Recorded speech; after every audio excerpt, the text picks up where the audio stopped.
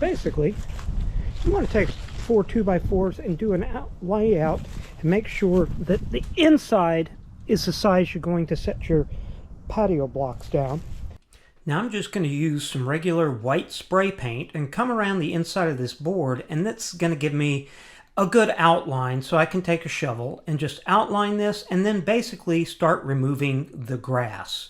You're only going to want to go down a couple inches because you actually do not want this lower than the soil because you don't want water to leak into it. After digging it out, I took a metal rake and leveled it. Then taking a 2x4, I can level this even more and using a level to make sure that this is graded out.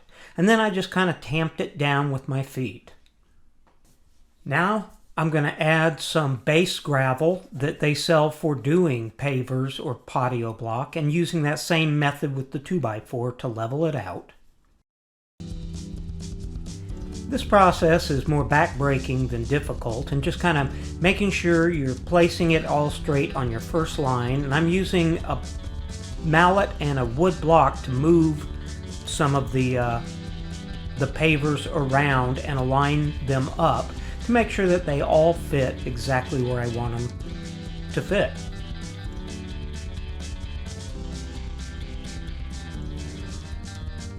Now I'm going to bring in the fine sand and just pour that on top and sweep it into the cracks of each of these.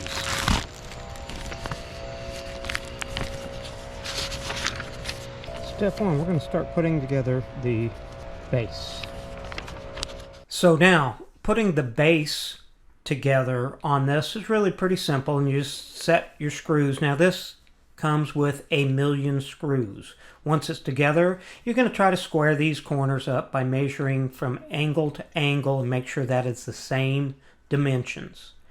Now, assembling this is really pretty easy. In fact, the instructions make me think of assembling some of my son's Lego kits when he was younger. And really, it would be easier to do this with 2 people, but I didn't have that available, and I'm really curious to see if this can be done solo.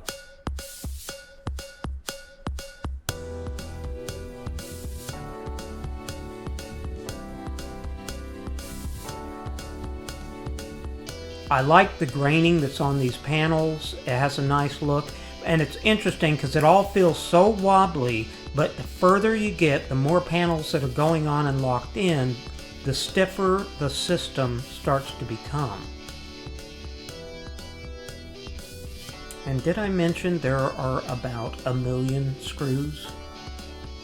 But it is nice. The instructions really don't have any verbiage on them. They just show where everything goes, and they give you the part numbers.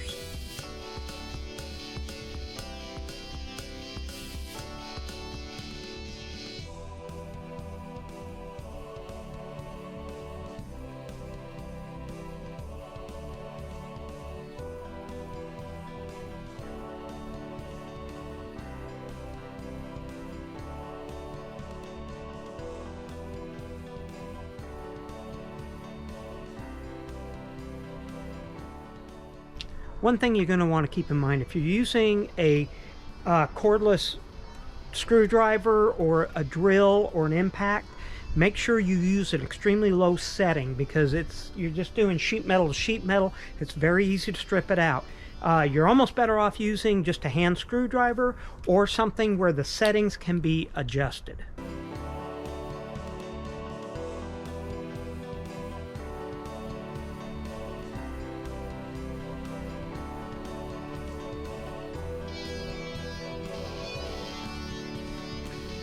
And now starting to assemble the roof. Putting some of the eave trim on.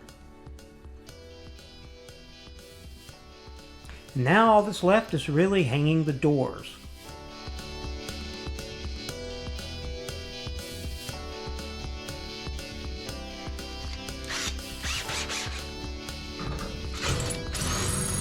Now I went around the inside and using a masonry bit drilled through the holes and set anchors in to hold the shed down to the pavers. You want to go slow with this and don't be overly aggressive because you could crack the block. But this way, this holds your shed down, and I put these about every 2 foot all the way around.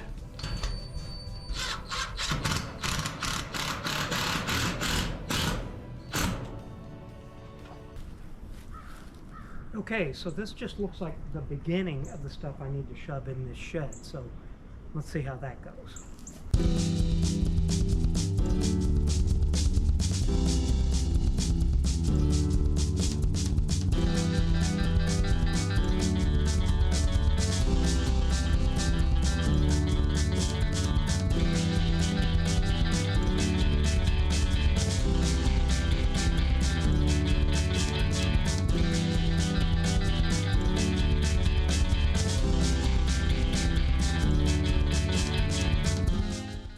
Okay, now I have to admit, there's a lot of room in here. I had plenty of space to hang everything, and I've still got room on the floor as well.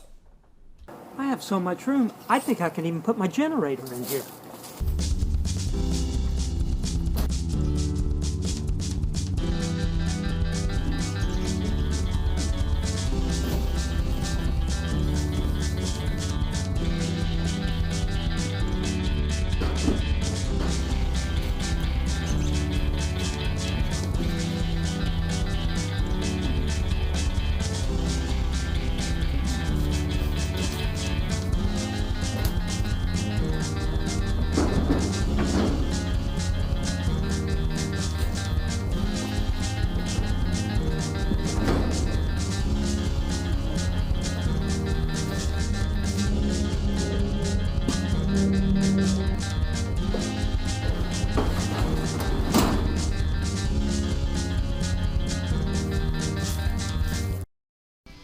I'm really happy with the way this turned out. It's quite an attractive shed and has great color to it.